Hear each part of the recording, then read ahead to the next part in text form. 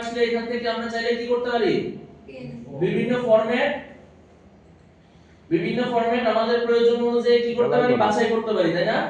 PNG যদি save করতে হয়, পিএনজি কোয়ালিটি সবথেকে ভালো হয়, তাহলে কি করব পিএনজি 24 দিব। এবং আমি কি বলছিলাম, জাস্ট এই যে ইমেজ সাইজ এখান থেকে পার্সেন্টেজটা কি করতে যত বেশি সময় বেশি আমি পার্সেন্টেজটা র‍্যান্ডমলি দিতে পারি, দিয়ে যদি এন্টার প্রেস করি তাহলে কি হবে, সে সর্বোচ্চ যতটুকু নেওয়ার সে নিয়ে নিবে। এবং সর্বোচ্চ কতটুকু নেয় একটু যদি খেয়াল করি, আমরা কি এটা খেয়াল করে দেখছি না? দেখেন সর্বোচ্চ সে নিতে পারে হচ্ছে 8192, এর বাইরে সে যেতে পারে না। ওয়েট হবে 8192 অথবা হাইট হবে 8192। এটা এক একটা ডকুমেন্টের ক্ষেত্রে যে কোনো একটা 8192 গিয়ে কি হবে সর্বশেষ আটকাবে, মানে এটাই লাস্ট পয়েন্ট তার, এটাই হচ্ছে তার সর্বোচ্চ কোয়ালিটি। বুঝতে পারছেন? আমরা এখানে চেঞ্জ করব না, আমরা চেঞ্জ করব কোথায়, পার্সেন্টেজে, তাই না? দেখেন পার্সেন্টেজে। এবং একটা কাজ করে নেবেন, যখন একাধিকবার করতে যান তখন এখানে চাইলে আপনারা দেখুন আমি এখানে মাত্র একটা করলাম, তাই না? এখন আমি যদি আবারও ভ্যালুয়েট করি তাহলে নাও নিতে পারে। আপনারা একটা কাজ করবেন, এখানে 0 দিবেন, প্রথমে 0 দিয়ে একবার করে আবার পার্সেন্টেজটাকে কি করবেন আপনার ইচ্ছা মতো 4 সংখ্যার বড় দিয়ে দিবেন, তাহলে সে অটোমেটিক্যালি সর্বোচ্চ দেখেন এখন সেট হলো কততে, কত 8192। তাহলে আমি এখন চাইলে কি আমার কাঙ্ক্ষিত ফোল্ডারে যদি এটা লিখে দিই পিএনজি, আপনারা সুন্দর করে রিনেম করবেন, ঠিক আছে? আমি জাস্ট দেখাচ্ছি প্রক্রিয়াটা, সেভ হবে না? তাহলে আমার পিএনজি ফাইলটাও কি হয়ে গেছে,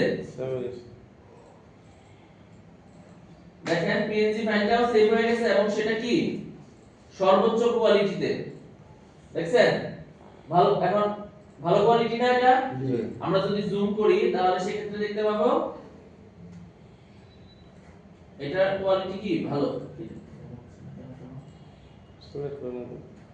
আচ্ছা অন্য একটা আমরা যদি জুম করি সেক্ষেত্রে দেখবো, আচ্ছা ফটোপিয়ার জুম কোথায়, দেখেন এটা কিন্তু ভালো কোয়ালিটিতে আছে, দেখছেন? তাহলে সবাই এভাবে আপলোড করব, বুঝতে পারছেন? এখন হচ্ছে পরবর্তী কাজ কি, পরবর্তী কাজ হচ্ছে আমরা যে ফন্টগুলো ব্যবহার করছি সেগুলা কি করা, সেগুলা হচ্ছে ফোল্ডারে নিয়ে আসা। তাহলে আমরা ফন্ট দেখতে পারি কিসের সাহায্যে, অথবা টাইপ করতে পারি টাইপ টুলের সাহায্যে, রাইট? জি। তাহলে টাইপ টুলে গেলেই তো আমরা আবারো ক্লিক করলে দেখতে পাবো যে আমরা কোন ফন্ট ব্যবহার করছি, তাই না?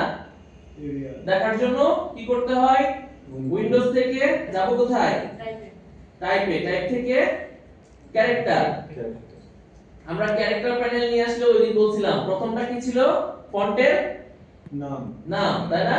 এই দেখেন উপরে আমরা যেই ফন্টটা সিলেক্ট করে থাকি তার উপরে যে অপশন বার আছে সেখানেও কিন্তু সহায়ক বারগুলো চলে আসে, অপশন বার, তাই না? এখানেও দেখতেছি কি আছে, ফন্টের নাম এরিয়াল, এরিয়াল। তাহলে আমরা চাইলে নামটাকে কপি করতে পারি, সিলেক্ট করে কন্ট্রোল সি চাপলে কি কপি হয়ে গেল। এটাও দেখি, এটাও এরিয়াল, এটাও এরিয়াল, এটাও এরিয়াল, এটাও এরিয়াল, তাই না?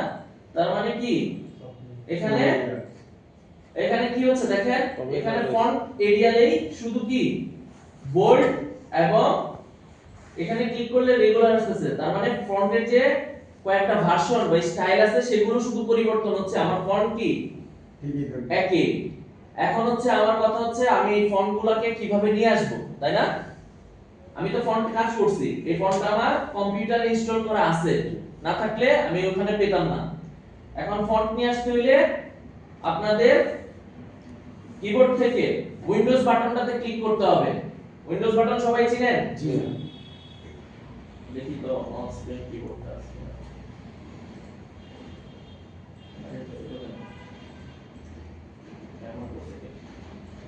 ওকে, দেখেন এই যে এটা হচ্ছে উইন্ডোজ বাটন, এই উইন্ডোজ বাটন দেখছেন? জি।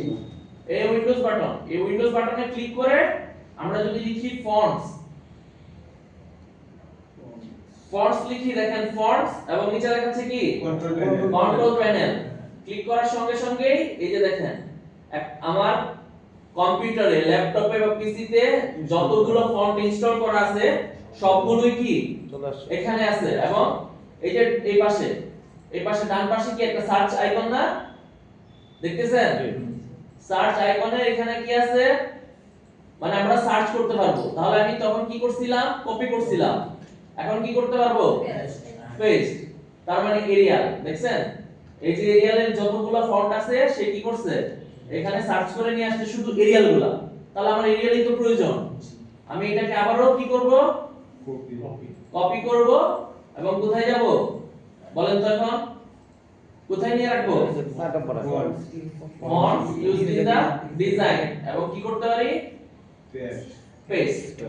চলে আসছে, সিম্পল না? ওকে, তাহলে এখন বলেন এই যে এখানে দুইটা, তাহলে আমরা এডিটেবল ফাইল কিভাবে তৈরি করতে হয় জানি, ঘুমাচ্ছেন?